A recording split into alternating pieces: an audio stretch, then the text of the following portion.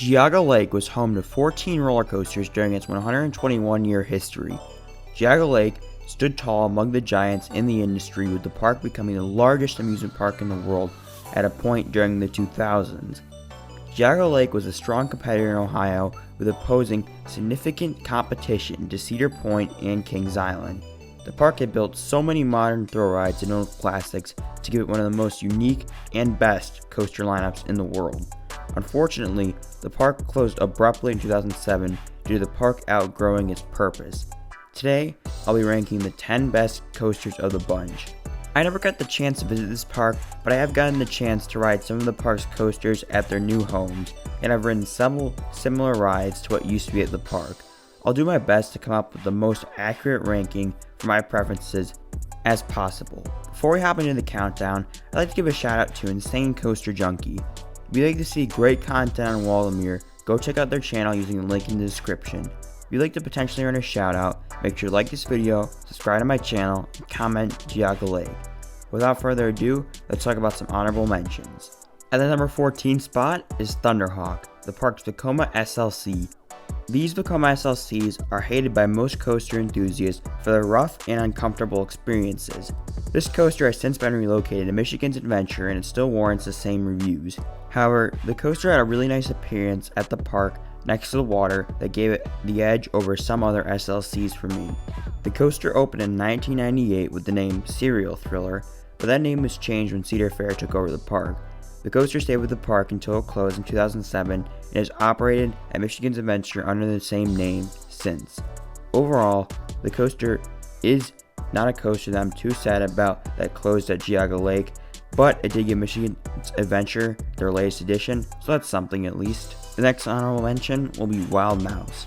This might be one of the weirdest coasters I've ever seen. I don't really know what to think of it. Nobody even knows when it was added or removed from the park. It sort of looks like if you combine a classic Wild Mouse layout with a mountain coaster and a backyard coaster. I'm guessing it didn't make for the most fun ride ever.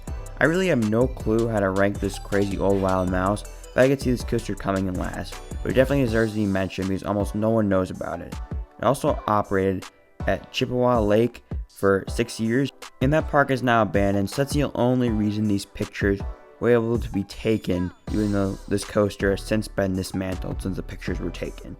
The next honorable mention is actually a very classic coaster, which is Little Dipper. The park's Old Comet Jr., manufactured by the now defunct National Amusement Device Company. The park bought this small Woody from a small local company that made many installations of this model over the years. The coaster closed in 1975, so we won't have any pictures or video of it, but we do have some pictures of the same model. I'm guessing these coasters were about on par with Comet at Waldameer or even the Woodstock Express clones. Our fourth and final honorable mention is a more familiar coaster with the park's Zero Tivoli, Beaverland Mine Ride. The coaster opened during Six Flags' mega expansion year in 2000 with the name Roadrunner Express, right about when the other Tivolis were being installed throughout the chain. The coaster saw its way out until the park closed, and the coaster was then relocated to a park in France. These coasters provide some good whip in the back rows, which gave it the edge over the other honorable mention coasters for me.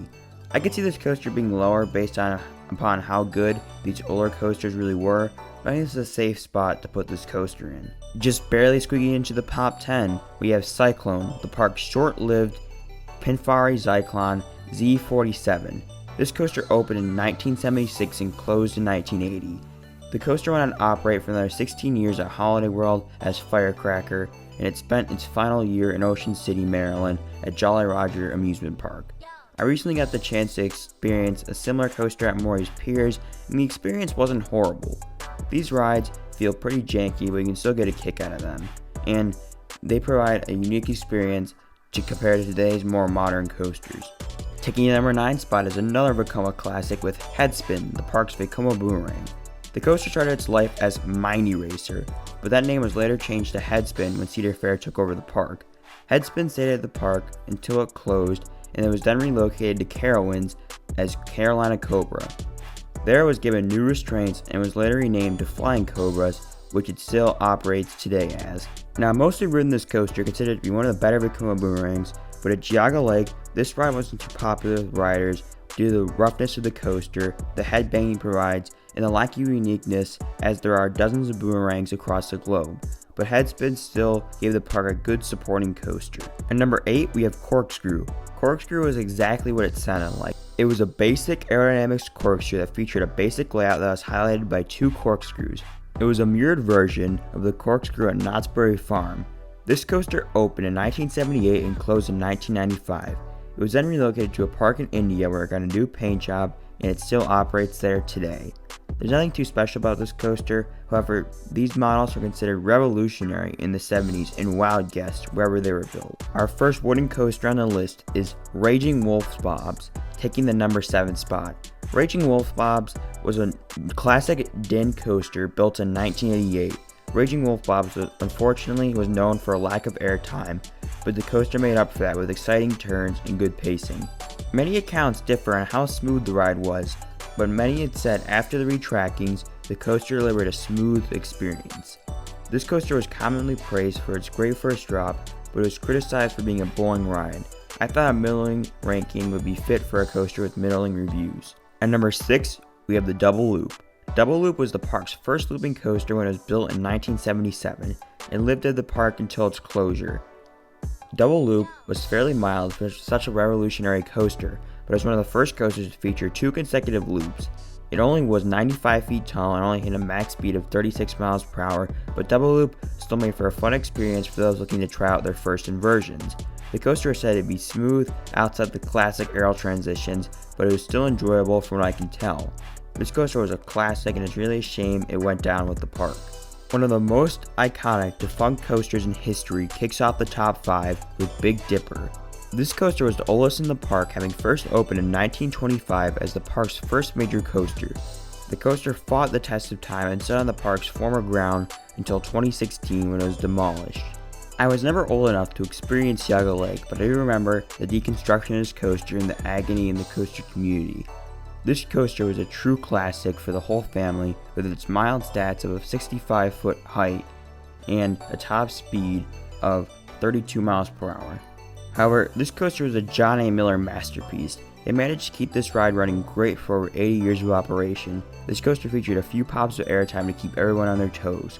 The Big Dipper stood as an icon as the soul of Geauga Lake for generations, and the whole town took a punch to the gut when they demolished this coaster. Unfortunately, with the closure of Geauga Lake, another CCI Woody bit the dust. Taking the number 4 spot is Villain. Villain was part of the transformation of Geauga Lake to Six Flags Ohio as one of 4 new roller coasters that came for the 2000 season. RMC actually oversaw the construction of this coaster and was later retracked by Merton and Lennox. This coaster actually gave a wide range of reviews, with some saying this coaster is the roughest thing they've ever ridden, but many praise this coaster for its fast pacing and stellar airtime. Villain took on a massive appearance with its giant steel hills with wooden track topping it off. This coaster is said to deliver a similar experience to the still operating Shivering Timbers at Michigan's Adventure. Villain could have been the park's star attraction in the minds of some, but the only thing holding this ride back from being higher was the reports of this coaster being extremely rough. However, it's definitely an intriguing looking coaster, and it's unfortunate that this ride was scrapped at the park. Taking off the top 3, we have the park's last coaster edition with X-Flight. This to become a Flying Dutchman started its life at the park in 2001 when Paramount was unsatisfied with the first Flying Dutchman at Carowinds. Six Flags picked up this project and brought it to Geauga Lake. The coaster was removed in 2006 as a way to scale back the park after Cedar Fair had purchased it. It was then sent downstate to Kings Island and opened the following year as Firehawk, but it couldn't escape the scrapyard when it was dismantled in 2018. This coaster is revolutionary for its time. This was one of the first installations of the flying coaster.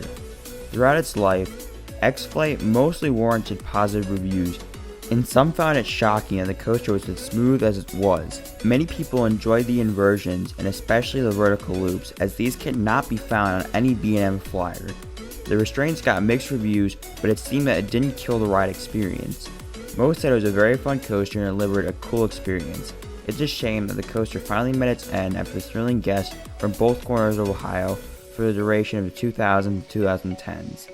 Taking the silver medal as one of the few coasters I have experienced on this list was Steel Venom, the park's intimate impulse coaster. This coaster was one of 4 added in 2000 with Six Flags' Crazy Expansion race. It was actually one of the first rides for the DC Comics theme at the park, as it was originally named Superman Ultimate Escape. Once Six Flags left, Cedar Fair changed the name to Steel Venom and gave it a fresh paint job. The coaster was removed along with X-Flight in 2006, and it was shipped off to Dorney Park where it was renamed Voodoo, but quickly had its name changed to Possessed. This coaster sits dormant for the 2020 season, as many have speculated this park will remove the coaster in favor of a new project. Now, the ride experience was very solid for an impulse coaster. The launches were forceful and the spikes were fun. This coaster also gave some fun airtime on the straight spike as well, even though it lacks the holding brake. Overall, Steel Venom was a great coaster that helped to build Geauga Lake's lineup and still holds as one of the best coasters at Dorney Park today. The coaster that dominated Geauga Lake's lineup is taking a number 1 spot with Dominator, the park's B&M floorless coaster. Dominator was the last of the 4 coasters installed at the park in 2000 as part of the Six Flags Ohio expansion, and it opened with the name Batman Night Flight. When the park lost DC rights when Cedar Fair bought the park, the name changed to Dominator, along with some minor color scheme changes.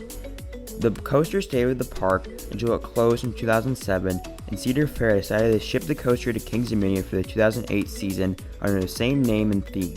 I fortunately got the chance to ride this coaster in 2018. The coaster is massive for what it is. It stands at over 150 feet tall and hits speeds of up to 65 miles per hour. This ride features some great pacing and an absolutely massive vertical loop that was record-breaking when it first opened.